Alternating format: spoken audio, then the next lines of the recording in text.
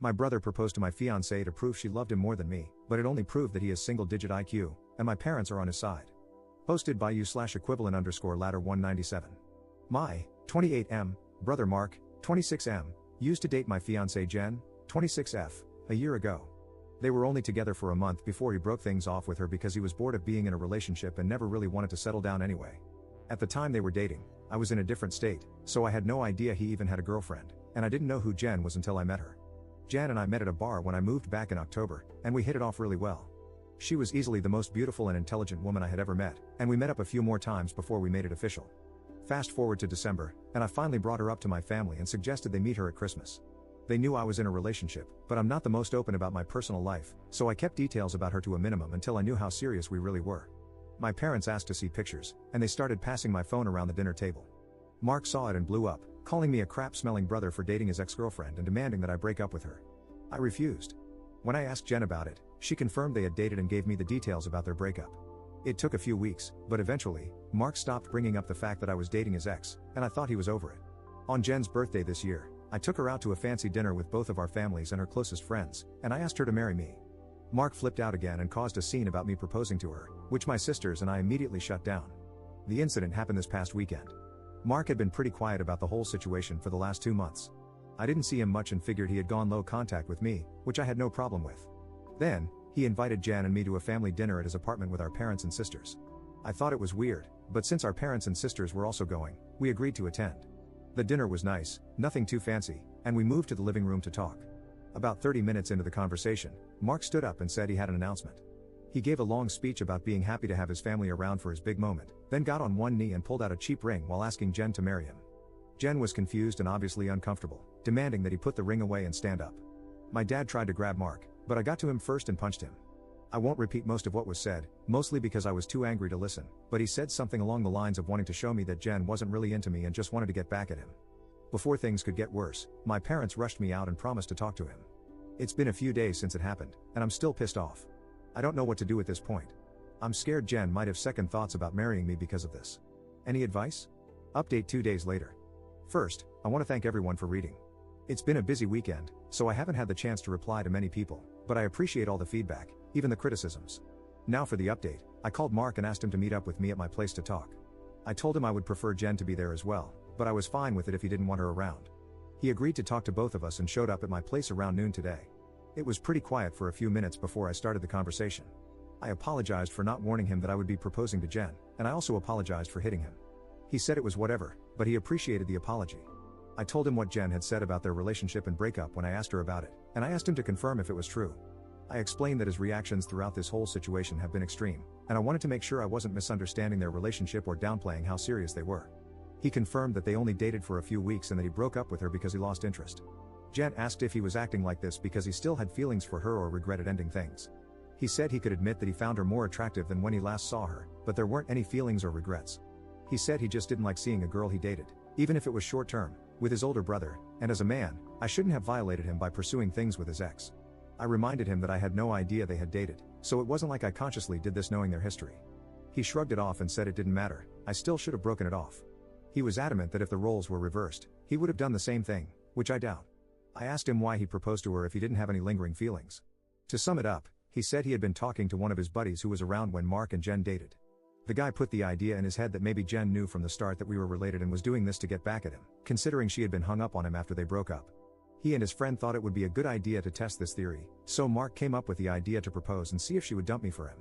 Jen asked him to elaborate on why he thought she was hung up on him, and he told her that he'd heard she was asking about him after the breakup and still hanging out at the places they used to go, so he thought it was a valid assumption. Then, when she randomly showed up with his brother, it affirmed his suspicions. Jen told him she had only asked about him once after the breakup and that she'd been hanging out at those places with friends even before they started dating, so she wasn't going to avoid them because of a breakup. She also said she was offended by the idea that she would stoop so low as to pursue me just to get back at him. He shrugged, gave her a half-hearted apology, but said she had to see it from his point of view. He asked her if she really didn't know, and she told him that she hadn't noticed the resemblance between us until we were in the same room, and since we act nothing alike, it never crossed her mind. He accepted that and said, "Okay." That pretty much wrapped up the conversation.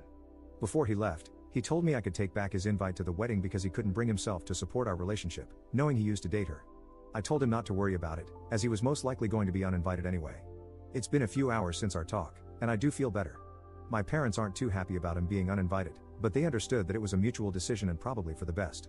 My sisters told me they knew he didn't have a good reason for being a jerk, and they don't blame me for not wanting him at the wedding.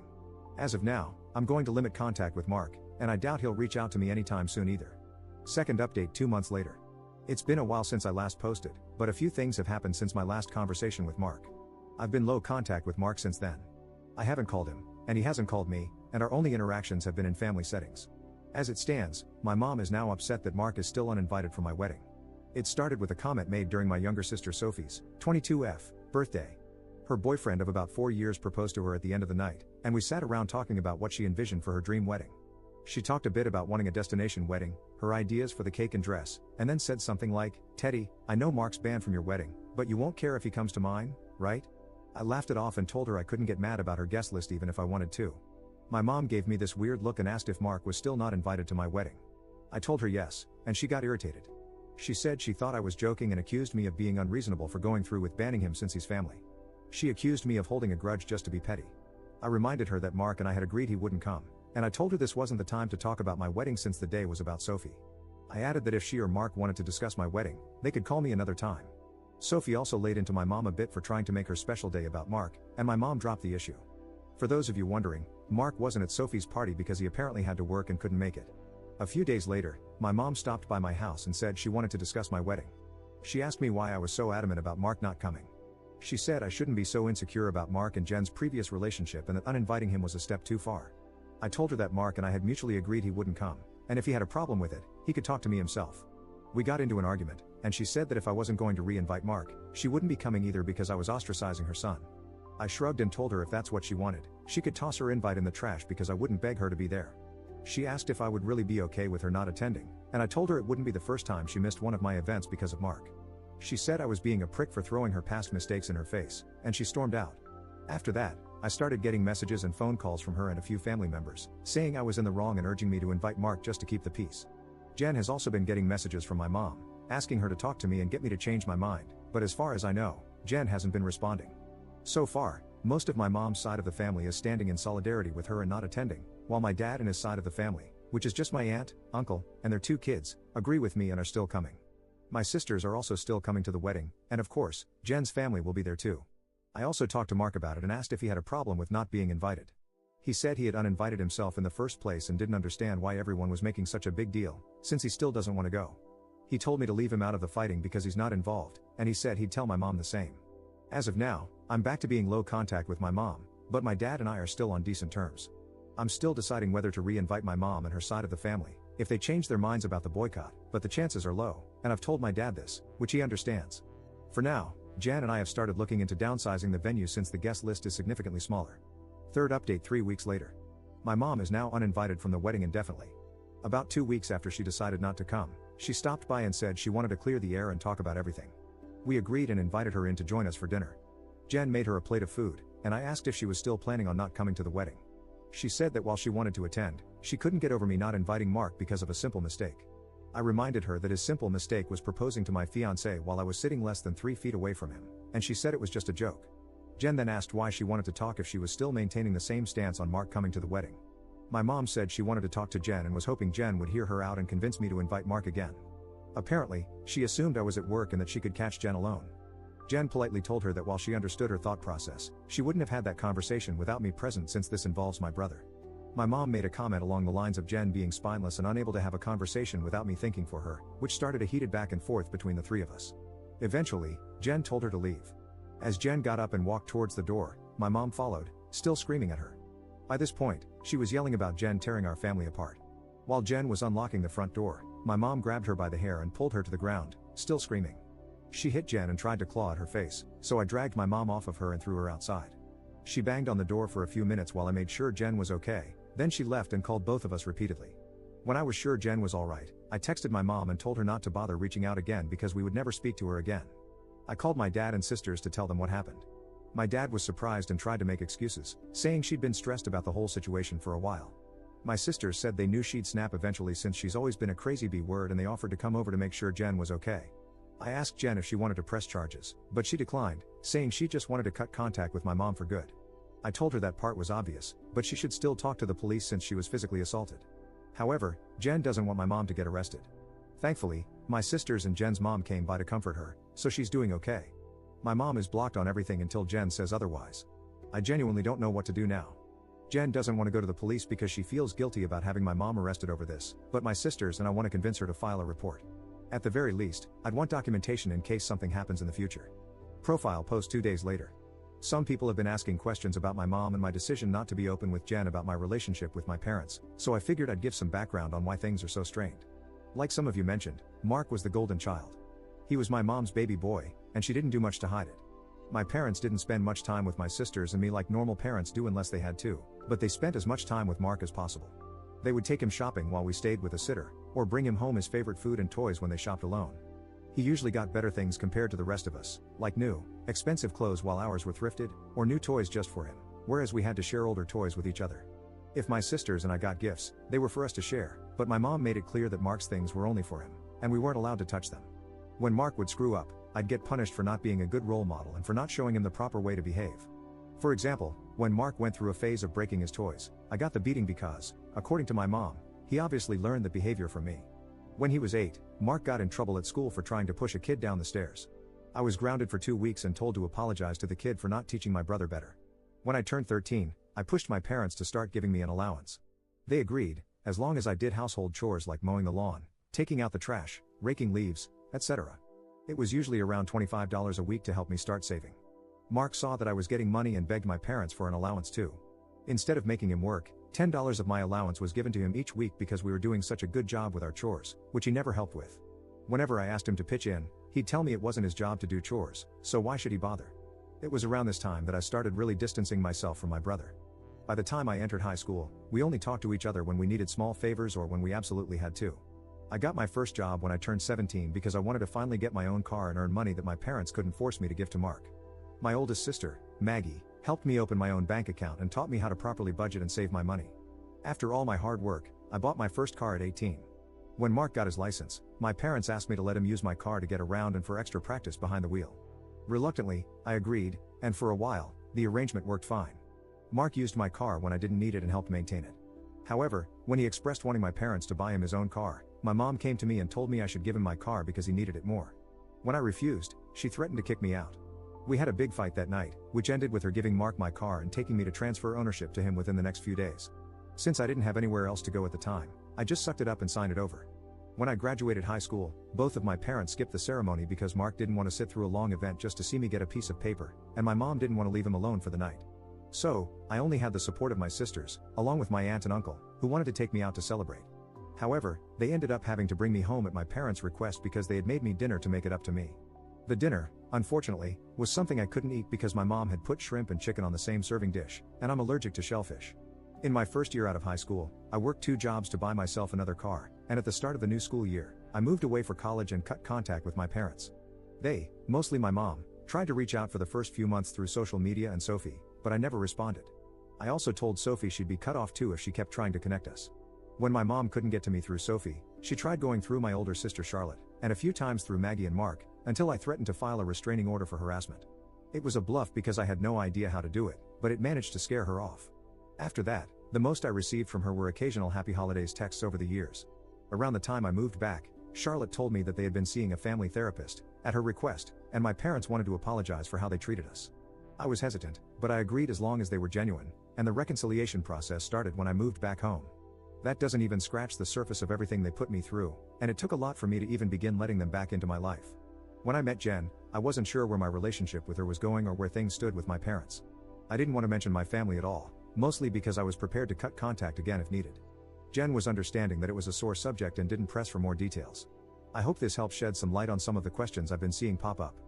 4th update 17 days later. I want to thank everyone who's taken the time to give me advice on what to do going forward, as well as all the kind messages and comments I've received over the past few days/weeks. Jan and I have read the comments together, and we appreciate everything. To answer the most common question about why I chose to reconnect after everything, the short answer is that I would do anything for my sisters. Charlotte wanted the entire family around for the birth of her first child and to help her adjust. She didn't want part-time aunts and uncles who would only visit her kid during birthdays and holidays. She was never the type to ask for much of anything growing up, so when she asked if I would be willing to try for her, I agreed because it would make her happy. I also think part of me hoped that maybe my parents had changed. I don't regret trying to reconcile, either. My parents are still terrible, but I met the love of my life, so I call it a win.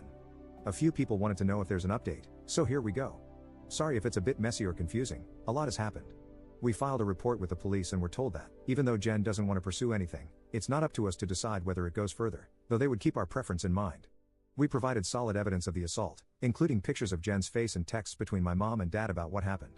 We were advised to report and document any future incidents involving my mom, in case anything else happens. Considering where we live, I doubt it'll go anywhere, but at least it's on record. I received about 100 angry text messages from my mom, which tells me they at least spoke to her about the incident. My mom tried to corner me as I was leaving work and screamed at me about trying to ruin her life. She kept yelling that I was an awful son for trying to get her arrested over a small misunderstanding and that she didn't understand what she'd done to deserve being punished like this. I told her that if she didn't want to be in legal trouble, she shouldn't have hit Jen. She demanded that I tell the police to drop the report, which I refused. I reminded her of what the officer said about it being out of my hands. She had a tantrum in the parking lot and hit me a few times, just on the chest and arm, before security intervened and escorted her off the property. I had to talk to my boss about the incident, but luckily, she was understanding after I explained everything that was going on. When I got home, I told Jen what happened.